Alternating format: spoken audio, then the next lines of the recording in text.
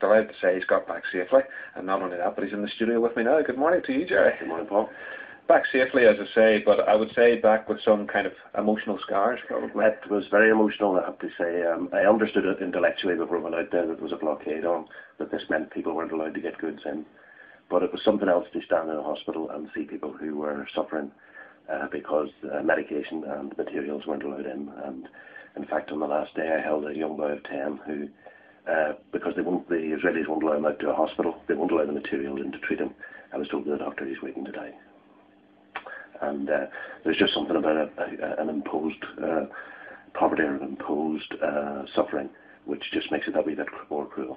And you were actually stopped trying to get over the border from Egypt into Gaza? Yeah, there's very strict conditions placed by the Israelis on what's allowed in and what's not allowed into Gaza. It's a full-blown siege.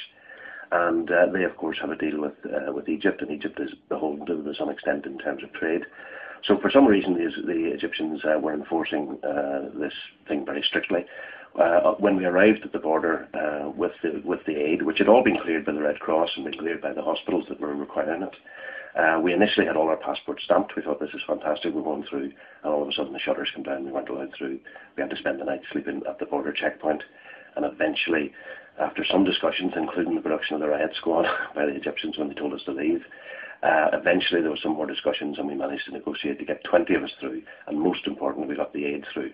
Because one of the things I found in Al Arish was there was considerable stockpiles of aid which had reached the border but had never gone across the border, and much of it had gone past its date.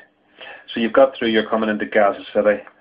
What's the impact of that when you see it for the first time? Well, I mean, we arrived, we were allowed to cross the border after nightfall, which apparently is quite common when eventually they do allow them in. They tend to send them in at nightfall. I think it's to reduce the impact. It's a very tense border, as you can imagine. There's even a no man's land between the two gates out of Egypt and into Gaza. It was only 10 feet across this. When you get across that, you're in Gaza proper. And at that point, people were clambering over themselves to hand us Palestinian flags and flowers and take photographs. And it's very, very emotional. We had a reception there. That's at Rafah, the town of Rafah. And we then drove from there in a convoy out of Rafah and up towards Gaza City along the strip. That was a couple of hours where we drove through villages, and people came out and cheered and welcomed us because the people were really desperate for this aid. We arrived then into Gaza City in the middle of the night. Got into where we were staying for the night, and it was the next morning our program began, and it began with a visit to one of the largest hospitals in Gaza called Shifa Hospital.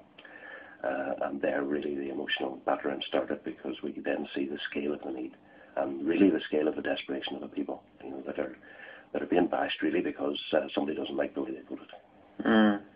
I mean, it's always impossible to separate the politics and the human in these situations.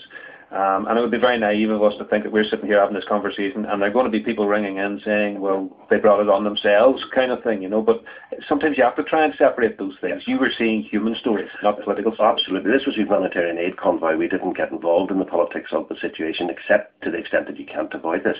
This is an Israeli decision to impose these conditions, and I think it's unjust, and I think it's a crime against humanity to punish a community in such a vicious way, to withhold medicines and medication from a whole community, from children, from women. Do these women and children understand the politics? Are they aware that this is happening because of a political situation? Well, everyone that I spoke to, and I spoke to patients, I spoke to others, were very well aware of it. And to be honest, I've sat in the north of Ireland, and people understand where they are politically, and they understand the situation they're in. People understood that. Now, the fact is that the people of Palestine as a whole, the majority in the last election, voted for a Hamas government. I was asked constantly when I was going in by journalists and when I was there, would I be prepared to meet Hamas? And I made it perfectly clear that I would adopt the same attitude as I insisted people adopt towards Ireland. Whoever the Palestinian people vote for, I will recognise as the people they voted for. I don't have any choice. And people at one time refused to talk to Sinn Féin. Now, I don't have any particular preference who the Palestinian people choose, but whoever they choose, they choose. But primarily I was there for humanitarian purpose, to bring in aid. Well, in the hospital, I mean, do they have medicines? Are they lacking in basics? They're lacking in everything. They have lack of medicines, basic medicines. They can now only operate on an emergency basis. They won't do routine operations at all in Gaza. They can't give sufficient pain-killing medicine on occasions. They can't do adequate preparations before operations. One of the tragic side effects of that was I saw a man, a former headmaster, who went in for an operation on his back, funny enough, for the same injuries I have in my back. there was a problem during the operation. They're not allowed to take him out to another hospital. They don't have the equipment to fix it. He's now quadriplegic and he is dying. This is the sort of things we're seeing. We went to Khan Yunis in the south of Gaza to see the biggest hospital there. The kidney dialysis unit there, a third of the machines are not working because parts are broken. They're not allowed to spare parts. The patients there only get 2-hour sessions 3 times a week, whereas the minimum is 4-hour sessions 3 times a week. So they don't even get to feel better as some patients would after their dialysis. And the doctor said to me, he says, we're basically slowly poisoning them instead of quickly poisoning them. This is the thing. They have X-ray machines that are not working. Mammography can't be done in southern Gaza because the tubes are missing. The tubes are broken on the X-ray machines. We went to the United Nations, UNRWA. The woman in charge of the United Nations in Gaza told us they can't even get spare parts for their machinery in. It's horrendous. And she said people need to speak out about it. People need to force the Israelis to lift the blockade. And people need to visit Gaza to show people that they care about them. When you were in the area, obviously it was an area that was involved in the very serious bombardment that went on. Is there rebuilding going on? Are they getting their homes, their buildings back together? Well, the horrific thing here, which is maybe not the worst thing that's happening, but it's horrific, they're not allowed cement in, so they can't rebuild. So the Israelis went in and destroyed huge swathes of the city, huge parts of the region. The north of Gaza is pulverized, and they've destroyed schools, including, interestingly enough, the American school in Gaza was destroyed. Schools, the university, section of the university was taken out, homes all over the place destroyed, and yet they're not even allowed the cement in to rebuild them. So people there are trying to make cement out of old cement and out of old bricks that they're grinding now. Well, did you speak to anyone who told you the logic of not allowing people to have cement? I haven't spoken to the Israeli government, and to be honest, I would love to put this point to them on what basis they judge that, because I believe they need to explain this to the world.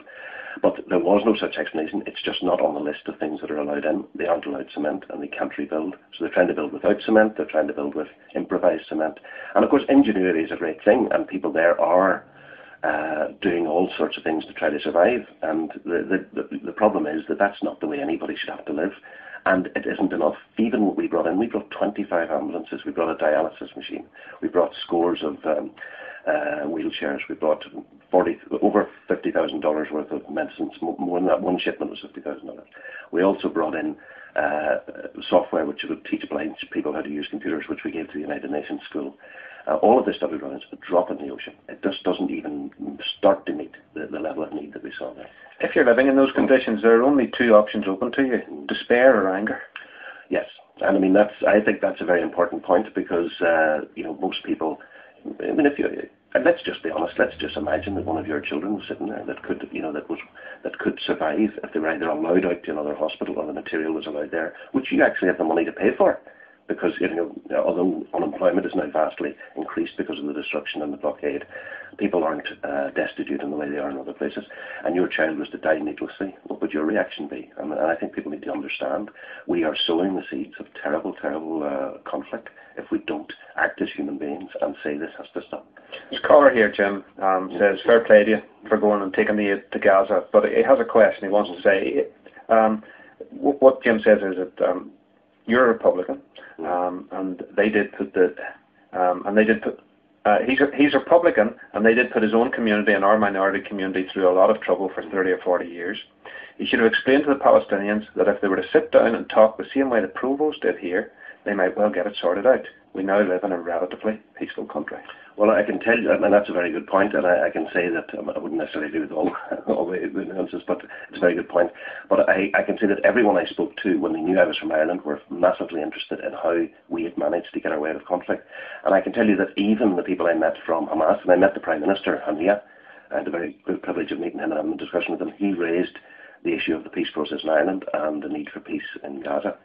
And I can assure you that what they're telling us, I know that when you get into negotiations it may be different, but what they're telling us is that they're up for peace process, they're up for discussions, they're up for trying to resolve the situation. Now, I know the devil's in the detail, and we know even from our process how difficult it is. But remember, we got nowhere here until the British government eventually decided that they would talk to Sinn Féin. And I think one of the problems you have in Gaza at the moment is that Hamas, which is the elected government, is on the list of terrorist organisations, and nobody's allowed to talk to them. Now, there's a political, and to use the shorthand, there's a political and there's a military wing to that.